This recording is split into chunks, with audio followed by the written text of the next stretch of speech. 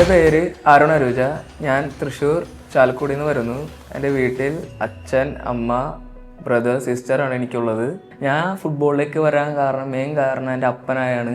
എൻ്റെ അപ്പൻ ചെറുപ്പത്തിലെ 3-4 വയസ്സുള്ളപ്പോൾ എന്നെ വീടിൻ്റെ ഫ്രണ്ടിൽ എന്നെ പ്രാക്ടീസും ട്രെയിനിങ്ങൊക്കെ ചെയ്യിപ്പിച്ചുകൊണ്ട് പിന്നെ എനിക്ക് വലുതായപ്പോൾ തന്നെ ഫുട്ബോളിലേക്കൊരു പ്രണയം തോന്നി. 3-4 വയസ്സ് മുതലേ അവർ നല്ല ഒരു ഫുട്ബോളിനോട് ഭയങ്കര പ്രേമമായിരുന്നു അവർക്ക്. എനിക്കാണെങ്കിൽ അതിനേക്കാളും വലിയ പ്രേമമാണ്. എൻ്റെ ഭാര്യനേക്കാളും കൂടുതൽ പ്രേമം എനിക്ക് ഫുട്ബോളിനോടാണ്. ഒരിക്കലും ഞാൻ ഇവരെ ഒരിക്കലും തല്ലിക്കൊട്ടി പഠിപ്പിക്കാവുന്നൊരു സെറ്റപ്പല്ല. എന്തെങ്കിലും ഒരു ട്രയൽ ഉണ്ടെങ്കിൽ 4 മണി എന്ന് പറഞ്ഞു കഴിഞ്ഞാൽ അവർ 3 മണിക്ക് എഴുന്നേറ്റ് റെഡിയാവും വെളുപ്പിന്.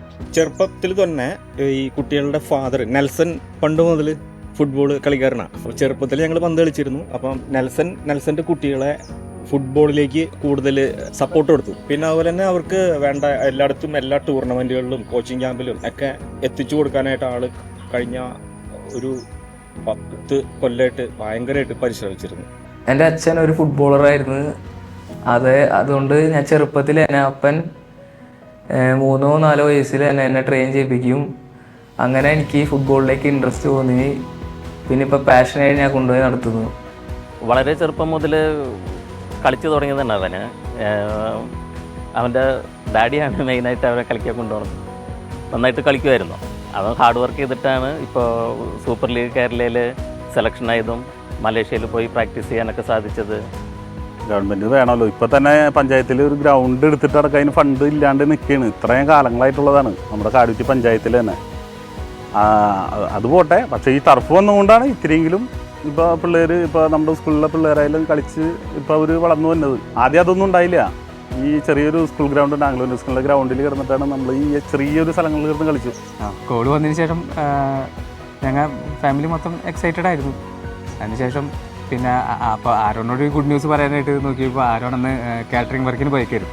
പിന്നെ ബുദ്ധിമുട്ടൊക്കെ കാണുമ്പോൾ ആളെപ്പോഴും ഇങ്ങനെ കാറ്ററിങ്ങിനും വെൽഡിങ്ങിനൊക്കെ പോകും.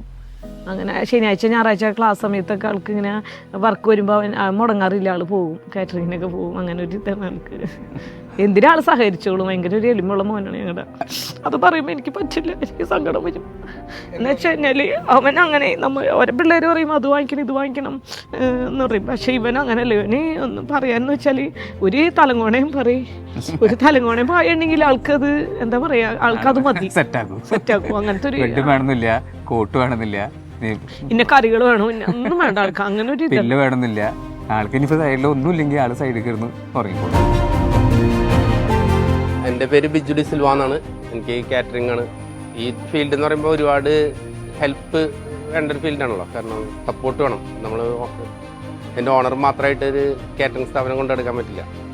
അപ്പം അങ്ങനത്തെ ഇവിടെ ഒരു 3-4 പിള്ളേരുണ്ട്. അതിലൊരു മെയിൻ ഒരാളായിരുന്നു ആരോൺ തന്നെ. എനിക്ക് ഭയങ്കര ഇഷ്ടമുള്ളൊരു ആളായിരുന്നു. എനിക്കൊരു അനിയനുണ്ട്. അവനും എൻ്റെ പോലെ ഒരു ഫുട്ബോളറാണ്. അവനിപ്പോൾ ഇന്ത്യൻ നാഷണൽ ടീം ക്യാമ്പിലാണ് ഇപ്പോൾ ഉള്ളത്. ചെറുപ്പം മുതൽ ഞങ്ങൾ വീടിൻ്റെ ബാക്കിൽ ഒരു ചെറിയ കട്ടിംഗ് പോസ്റ്റ് വെച്ച് കളിച്ചു തുടങ്ങിയതാണ്. അത് കഴിഞ്ഞ് ഇങ്ങനെയൊക്കെ കിട്ടുമെന്ന് പ്രതീക്ഷയില്ല സൂപ്പർ ലീഗിൻ്റെ. അപ്പം നല്ലൊരു അവസരമാണ് അവന് കിട്ടിയേക്കണത് മലേഷ്യയിൽ. ഞാനൊരു ടീമിൽ കളിച്ചുകൊണ്ടിരിക്കുമ്പോൾ എന്നെ എപ്പോഴും എൻ്റെ കോച്ച് സബ്സ്റ്റിറ്റ്യൂഷനിലാക്കി ഇരിക്കുമായിരുന്നു. ഫസ്റ്റ് 11 കളിക്കുന്ന പ്ലേയേഴ്സിന് വെള്ളം കൊടുക്കാനും.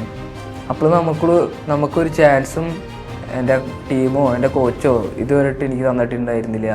ഞാനങ്ങനെ വിഷമത്തോടെ ഇരിക്കുമ്പോഴാണ് ഞാൻ ഇൻസ്റ്റാഗ്രാമിൽ സൂപ്പർ ലീഗ് കേരള എൻ്റെ ഒരു സെലക്ഷൻ ട്രയലിൻ്റെ പോസ്റ്റ് കണ്ടത്.